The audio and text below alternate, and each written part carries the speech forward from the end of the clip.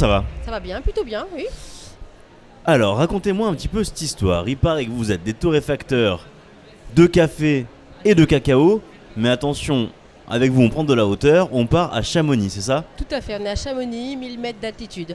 Donc le chouka est en fait on est torréfacteur d'altitude et on est torréfacteur de cacao et de café de spécialité et on fait donc sur le même toit, ce qui est je pense assez unique en France. Ce que j'allais dire, parce que on a l'impression que les deux métiers sont assez différents, même si les procédés finalement sont les mêmes.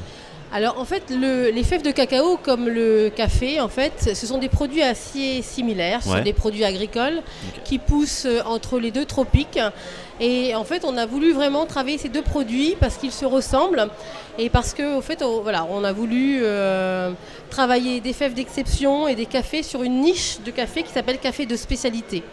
Alors vous allez me raconter tout ça, mais avant tout on va parler un petit peu de vous et de votre parcours. Vous êtes du coup un couple, vous êtes deux derrière cette histoire. Enfin on est même plus parce que j'ai ma fille qui travaille avec et mon gendre qui travaille actuellement aussi avec nous. Donc c'est vraiment une entreprise familiale. Une affaire de famille qui a commencé il n'y a pas si longtemps alors que pourtant vous aviez des vies avant, n'est-ce pas? Tout à fait. On a ouvert en fait en plein Covid en février 2021. Ah, bonne période. Voilà, bonne période pour démarrer une activité nouvelle. Okay. Mais finalement c'était plutôt pas mal et puis au fur et à mesure ça nous a permis de progressivement prendre nos marques et puis aujourd'hui on est plutôt assez contents c'est une aventure maintenant, vous volez maintenant de vos propres ailes et pour cause le chouka c'est en référence à un petit oiseau de Haute-Savoie, n'est-ce pas? Voilà, le chouka en fait c'est un petit oiseau noir avec bec jaune qu'on trouve en altitude et on trouve entre autres sur Chamonix et effectivement notre marque s'appelle le chouka. On peut quelque part parler de reconversion parce que finalement avant vous travailliez plutôt dans le domaine des supermarchés. Tout à fait, donc c'est complètement un domaine complètement différent. On a travaillé pendant 25 ans dans la grande distribution. Ah oui, donc rien à voir. Donc rien à voir. Et maintenant vous distribuez des belles choses. Et on essaye de fabriquer et de produire des belles choses avec des beaux produits. En fait l'objectif c'est vraiment effectivement de travailler de la façon la plus simple possible ces produits agricoles et en toute transparence des produits authentique, de travailler le plus proche du produit et puis d'avoir cette transparence, cette proximité avec les producteurs qui nous fournissent en fait. Alors effectivement quand on pense à Chamonix on pense pas tout de suite café, on pense pas tout de suite cacao, on se dit pas que ce sont les choses qui poussent juste en bas des pistes et pourtant vous avez réussi à faire venir des super produits. Comment vous avez choisi les produits d'origine ? Alors sur la partie cacao, alors comment on a commencé en fait, je travaille avec quelqu'un qui s'appelle Catherine Delette, qui est Silva Cacao. Ah oui, Silva, ce que j'allais dire. Et qui travaille un certain nombre de fèves de cacao. J'en ai en fait fait venir une douzaine que j'ai travaillé à la maison et que j'ai fait du chocolat avec ces 12 fèves. Et au final j'en ai sélectionné 6 qui avaient un profil aromatique complètement différent. Et donc c'est avec ces 6 fèves aujourd'hui qu'on travaille à peu près 27 recettes différentes avec ces 6 origines. 27 chocolats différents. 27 chocolats différents avec 6 origines. On travaille en origine en fait l'Équateur, le Brésil, les Philippines, le Cameroun, la Tanzanie et le Venezuela. Alors c'est quoi maintenant le cahier des charges pour justement pouvoir travailler avec vous ou du moins le cahier des charges des gens avec qui vous travaillez? Alors en fait on essaye de chercher en fait des fèves. On est sur une niche de cacao déjà qui s'appelle Cacao Premium. Cacao Premium c'est en fait des marchés déconnectés, des marchés boursiers. On va aller chercher vraiment des fèves qui ont un potentiel aromatique assez important. Dans notre façon de travailler, en fait, donc déjà qu'on reçoit les fèves, on les reçoit donc des sacs de 60 kg qui sont juste fermentés. Dans une fève de cacao, enfin au niveau du profil aromatique et d'un cacao de qualité, 50% ça va être du profil aromatique va venir du travail du producteur et du travail de fermentation et 50 autres % ça va être notre travail de chocolat, torréfacteur chocolatier parce que finalement on arrive au concept du bean to bar, c'est-à-dire qu'on part de la fève pour faire la tablette. En fait un atelier bean to bar ça veut dire prendre en charge toutes les étapes de fabrication du chocolat. Première étape, on reçoit les sacs fermentés, on va les trier manuellement. C'est de la sélection finalement. Voilà, donc on trie manuellement, déjà c'est 4 heures de travail pratiquement pour trier chaque fève parce qu'on ne veut rien rajouter dans notre chocolat. On ne veut pas rajouter de vanille, donc on les trie manuellement et on enlève les fèves qui peuvent être défectueuses. c'est-à-dire des fèves qui sont jumelles, qui sont collées ensemble, Bien sûr. des fèves qui sont trop plates, donc n'ont pas suffisamment de matière ensuite pour torréfier et pour amener quelque chose d'intéressant. Oui, parce que juste après, c'est la torréfaction, c'est ça? Voilà. Donc la deuxième étape, c'est la torréfaction. Donc là, c'est une étape importante puisque dans le profil aromatique, c'est ce qu'on va essayer de faire, c'est de faire, on va dire, dévoiler les arômes subtils du cacao. Parce qu'en fait, si on torréfie trop longtemps et trop fort, on va avoir une note cacao. Ça peut être intéressant puisqu'on travaille des cacaos en fait, de bonne qualité, mais ce n'est pas ce qui nous intéresse. Nous, ce qui nous intéresse, c'est vraiment faire ressortir les notes subtiles du cacao. Donc dans notre démarche, on va torréfier plutôt assez léger. Bien sûr. On va dire Un peu comme le café, quoi. On a Voilà. parfois des cafés qui sont surtorréfiés, vraiment très noirs, et d'autres cafés qui sont vraiment juste à peine mis en température Tout à fait. Et pour dans être nos grillottés, quoi. Voilà. Et dans nos cafés, la démarche est la même.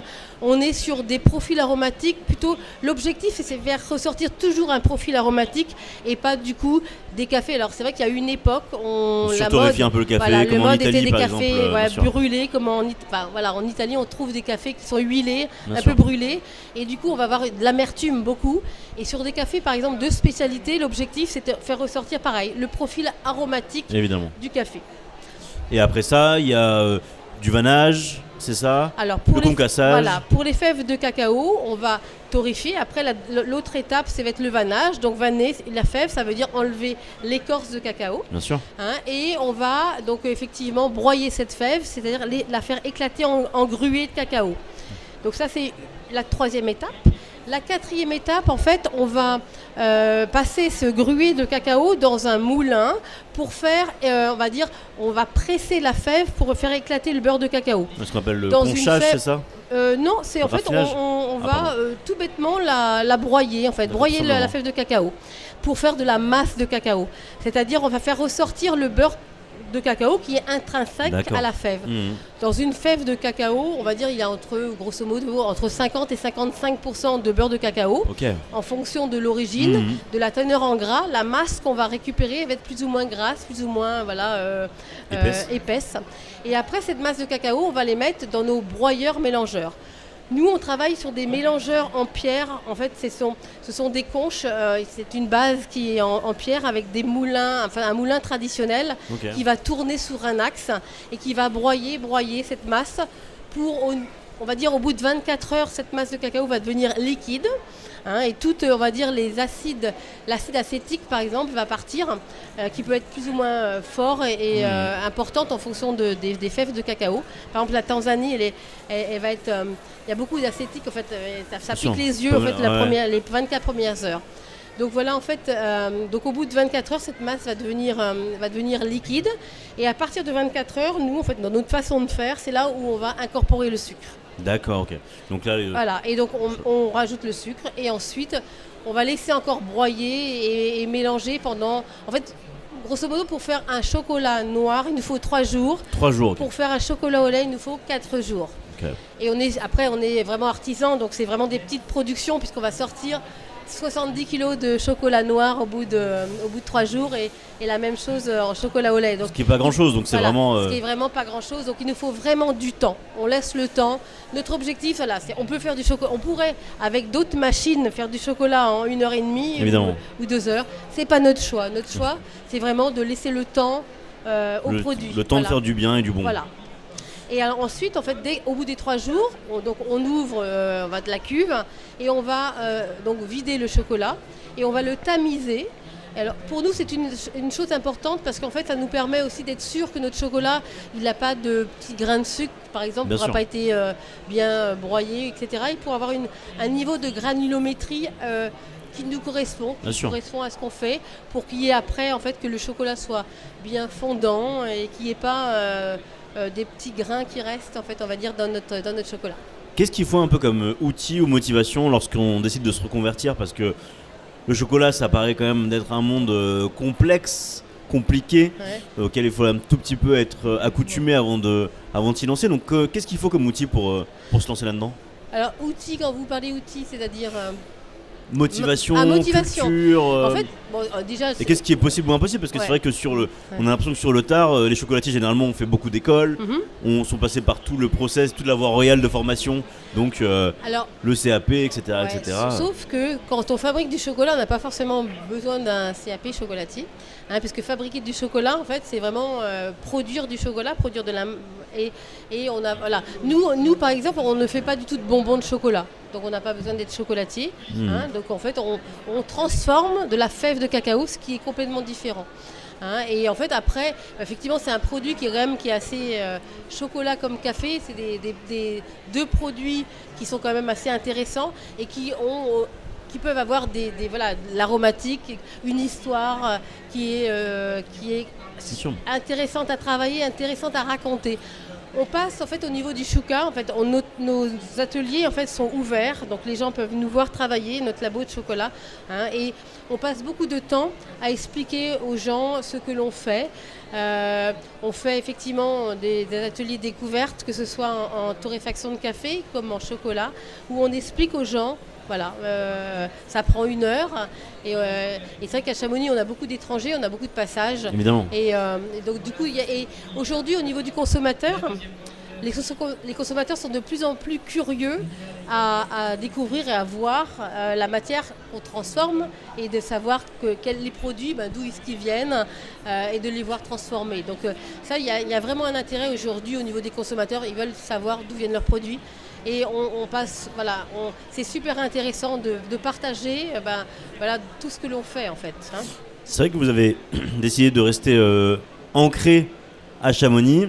C'était important pour vous justement de jouer la préférence locale et de rester. Vous auriez pu venir à Paris, vous auriez pu aller dans une entre guillemets plus grande ville, mais Chamonix, c'était important de garder cet ancrage local pour vous. Ouais, enfin, en fait, c'est qui est assez amusant, c'est que souvent les gens disent, c'était assez, en fait, on va dire culotté, en fait, tout bêtement, d'ouvrir un atelier Bean to Bar à Chamonix et de café, parce que ça reste une ville de 9000 habitants, Chamonix, donc c'est pas très grand, en fait, ça reste. Bien sûr. En revanche, ce qu'on trouvait intéressant, c'est que Chamonix, c'est international au niveau de la clientèle.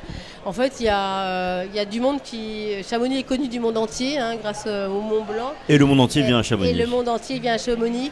Donc c'est vrai que c'était aussi pour nous quelque chose qui nous paraissait aussi assez évident, parce que finalement, il y a aussi beaucoup de curiosité et beaucoup de populations anglo-saxonnes, qui connaissent bien le milieu du bean to bar, qui connaissent bien le milieu du café de spécialité. Et donc, c'est aussi assez intéressant parce que c'est des gens très curieux. Finalement, quand on entend votre parcours, on se dit que tout est possible à n'importe quel âge. C'est vrai qu'avec l'Institut Paul Bocuse et le Centre de formation continue, on se pose des questions justement sur l'idée de parcours, sur comment avoir le bon parcours ou comment tout simplement trouver son parcours à soi. Finalement, tout est possible. Après, je pense que dans la vie, en fait, il y a des moments où on fait des choses et puis après, on est un peu fatigué de faire certaines choses et on a envie de changer. Et ce que je veux dire, c'est qu'à n'importe quel âge, en fait, il suffit d'avoir envie. Et je pense que en fait, aujourd'hui, je pense qu'il y a cette facilité aujourd'hui en 2022, de pouvoir changer de parcours. Il y a des organismes effectivement qui le permettent. Il y a il y a plein de possibilités aujourd'hui de pouvoir changer. Après, il faut effectivement avoir envie de faire autre chose. La vie en fait est faite que. Vous vous sentez aussi un peu investi d'une mission un peu pédagogique également, parce que, comme vous le disiez, le consommateur est de plus en plus sensible à l'idée de savoir ce qu'il a dans son produit. C'est aussi les valeurs que vous transmettez tous les jours à Chamonix. Tous les jours, c'est ce qu'on passe. Ce que je vous disais, on passe beaucoup d'énergie au niveau du chouka à expliquer aux gens, même là au niveau du stand. Pour vendre une tablette, parfois on prend le temps. On prend le temps d'expliquer qui sont nos producteurs, nos fèves de cacao, de faire goûter, d'expliquer quels sont sur chaque tablette le profil aromatique, comment on travaille le produit.